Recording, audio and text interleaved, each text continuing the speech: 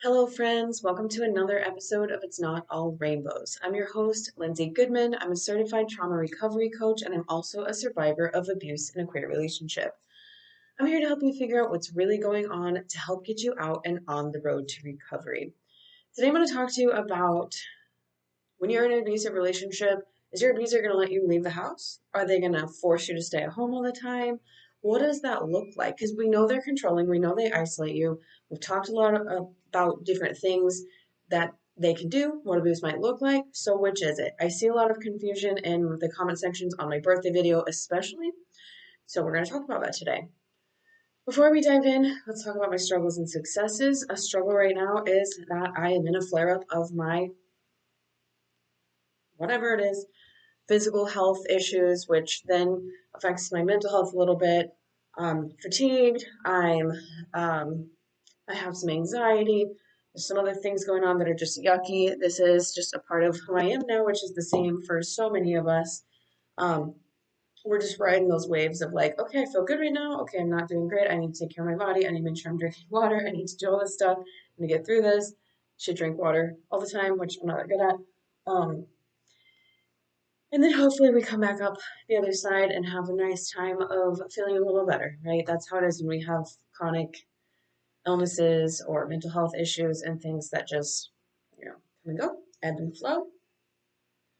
A success is, I was going to say that I worked a lot this past week and I hadn't been able to work as much as I had been wanting to while traveling with my son this summer, and so I'm thankful for that because obviously we all know it's rough out here, and it's always a good feeling to know you've got some money coming in. Okay, let's talk about abuse when you live with an abusive person. Again, are they forcing you to stay home? You can't leave the house, you can't go get groceries, you're definitely not going to go see your friends.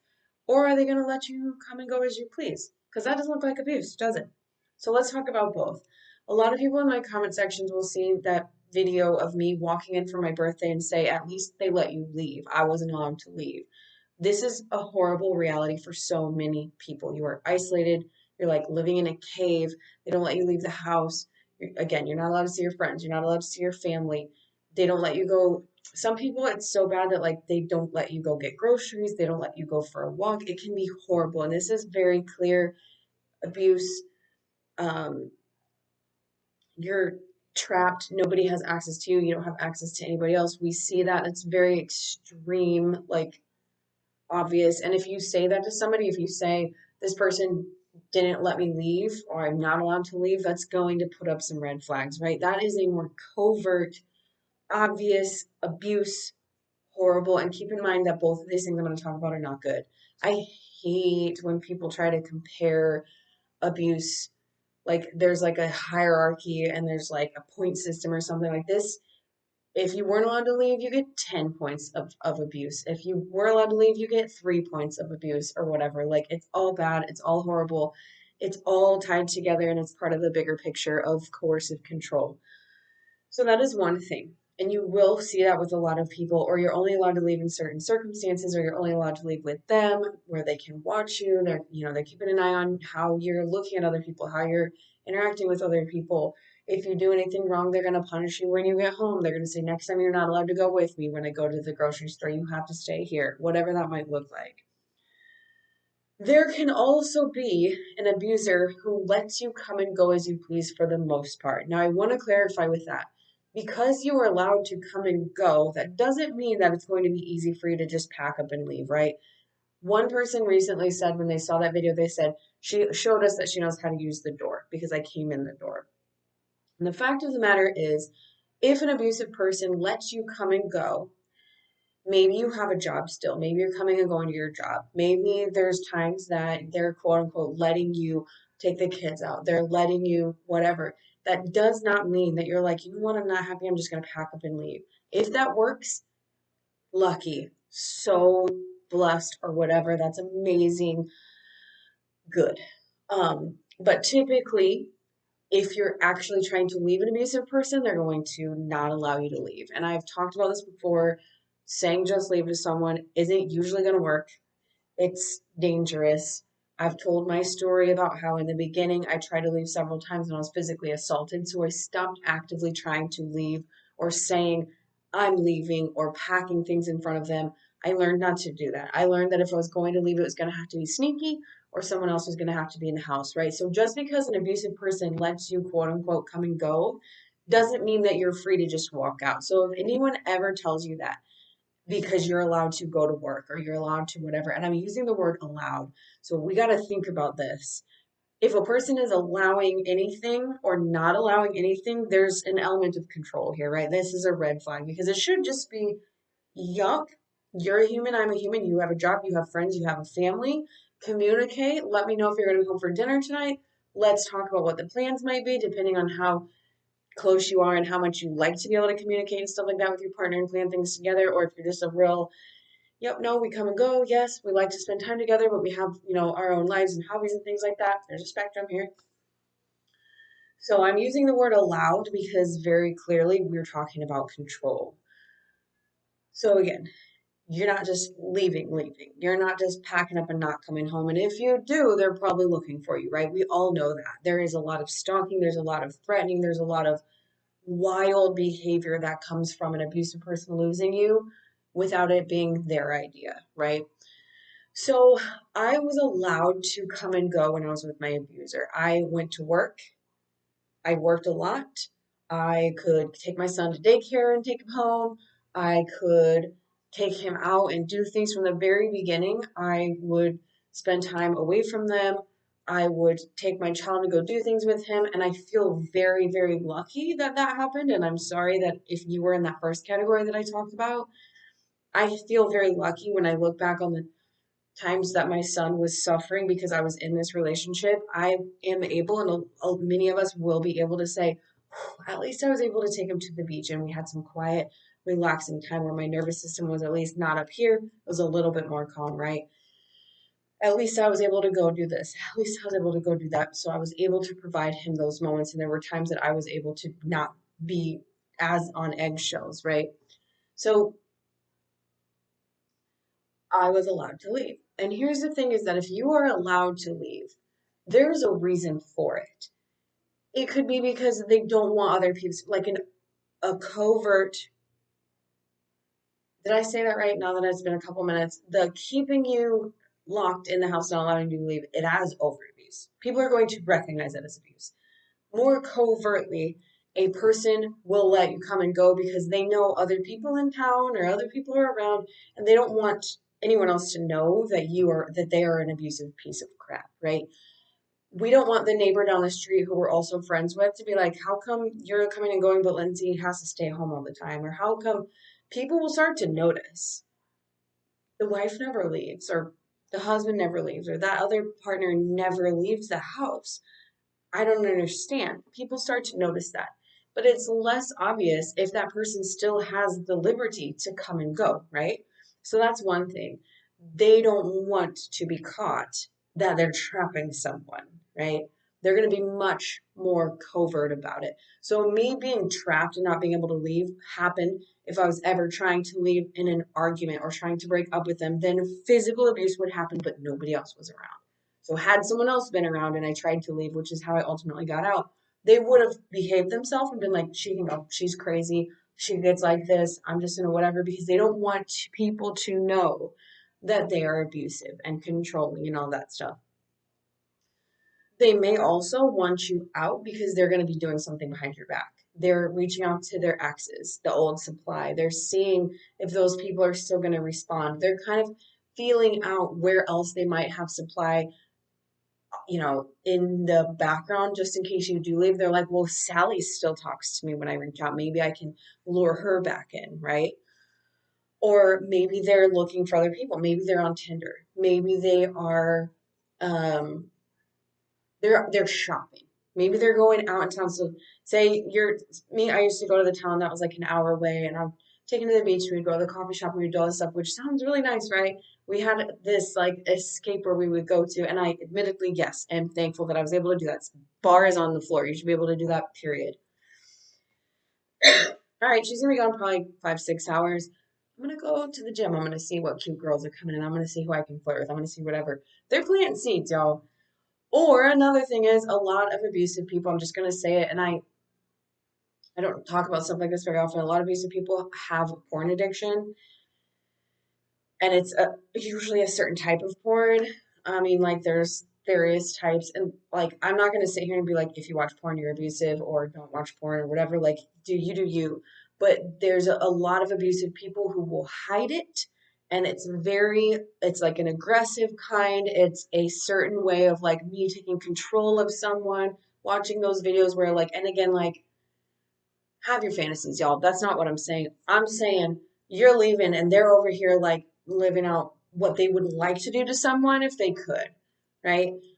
That could be happening too. They're hiding things from you. They're not, it's the things that they won't do when you're around and they like that. And so they want you to leave. They might even pick a fight with you to get you to leave. They might pick a fight with you or they might be nice. Maybe on Monday they pick a fight with you and they're like, whatever, and you're like, fine, I'm leaving. I'm taking my kids or I'm taking whatever. I'm gonna go to my friend's house, which your friend has no idea what's going on because you can never tell the truth of what's going on. You might be like, I don't know, we've been fighting lately or whatever, but you're not gonna be like, they knock me out every time I try to leave, right? Because we protect our abusers, which I'm sure I've talked about before. And then on Tuesday, they're going to say, hey, yesterday was really stressful. We got in that fight. Things have just been really crazy. I know you've been working really hard. Why don't you go take some time to yourself?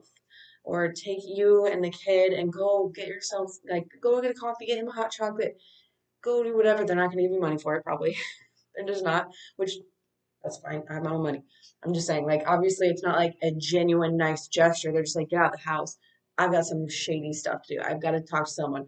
I've got to look up my compatibility with this cute girl from the gym because I want to see. This is so creepy. I'm just going to say it. I had told my abuser that some of the nicest people I've ever met were Enneagram nines. And I had also said that Enneagram nines can sometimes be like, I got really into the Enneagram when I was with my abuser because I just was trying to understand why we were so incom freaking compatible together. And I used a lot of different things to try to find answers. And ultimately, it all came back down to like me being the problem. It was like my personality type. It was like like all the stuff, right? It was me being the problem, which survivors of abuse are excellent self gaslighters because of all the gaslighting and mistreatment we've received for most of our lives. So we're never probably going to look at an Enneagram or something and be like, it could be because that Enneagram number is has a hard time relating to other people or whatever. We never are. We're like, okay, so they have a hard time, like blah blah blah. They're kind of a closed off person, blah blah blah. But me, right? So anyway, I had said that, and I usually don't like talk about like such specifics with my abuser, except for like the things they did to me. If I'm anyway, they looked up their compatibility with the girl at the gym, and this girl, sure enough, was an Enneagram 9. So they were essentially, when I was not home, they were like, "How easy is this girl going to be to manipulate? She a people pleaser like Lindsay said she was." And so that's the kind of stuff that they're going to do when you're not home. So again, maybe they're pushing you out the door. Maybe they're like, go take a U day, go to the beach. I know you've been wanting to just go sit and read at the beach for a while. I'll clean the house while you're gone. Like it's all this, it's like really nice. And then again the next day, they're like, I need some space and I need the house because I need to work on something, quote unquote, whatever it is, right?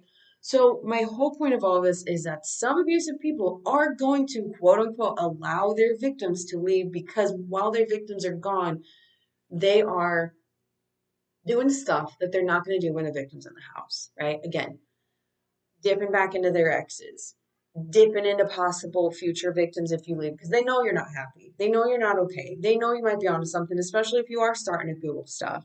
You are starting to read self help books. You're knowing this isn't normal, right? You're knowing this isn't normal. And so they're like, just in case, because I cannot be alone. I need at least someone's couch to sleep on. Who might have a couch for me to sleep on if this goes horribly south? Um, so it serves them to have someone who's not there. And again, there are two different kinds in this situation when we're talking about do they let the victim leave or not? Two different kinds of people, two different kinds of abusers. And it all depends on like what they're doing, what kind of abuse is happening. Again, all of it's bad.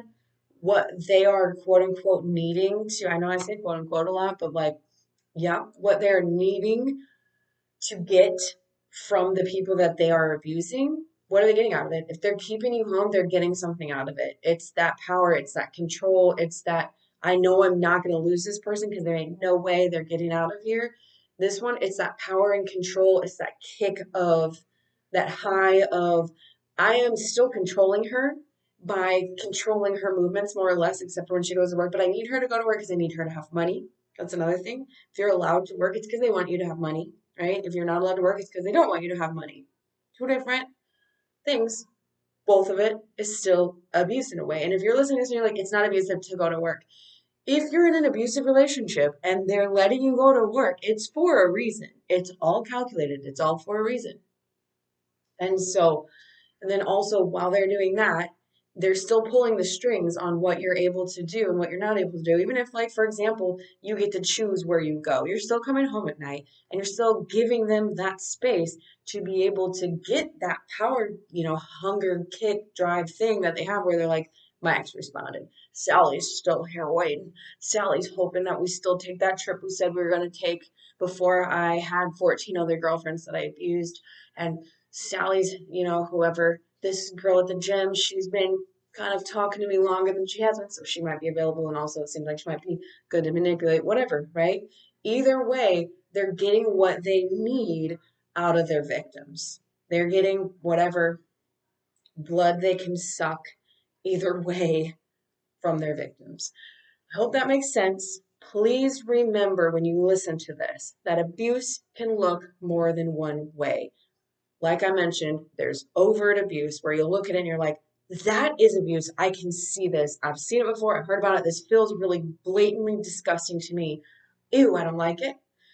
And I'm talking about when you're looking at someone else or something happened to someone else, and there's things that you're going to, and this is the reason my birthday video is and has been for the last couple of years so controversial and why it has so many views is because people look at it and they're like, that's not abuse. You're allowed to leave. You're allowed to have a job. You were allowed to come and go. The door went both ways for you. Blah, blah, blah. That can also be abuse. Remember, not everything is abuse. If you feel like you might be being abused, you very well might be. If you're like, my partner lets me go to work and my partner, whatever, but I feel good and I don't feel confused about what's going on, you're good. You're good, right? You're good. So, this I hope is helpful. Please reach out if you want to know more about this, if you want to hear more about this, if you want to talk to me about this. I do still offer coaching, even though I'm not marketing it right now. I'm here. My website is thelindsaygoodman.com. You can find me there. If not, I've got a podcast for you every week that I hope is helpful. That's why I'm still here. That's why I still talk about it. If it helps even one person, then it's worth my time sitting here yapping at you. All right, that's all I have for now. Again, I hope this helps. Go do something nice for yourself. Go drink some water. I'll be back next week with more.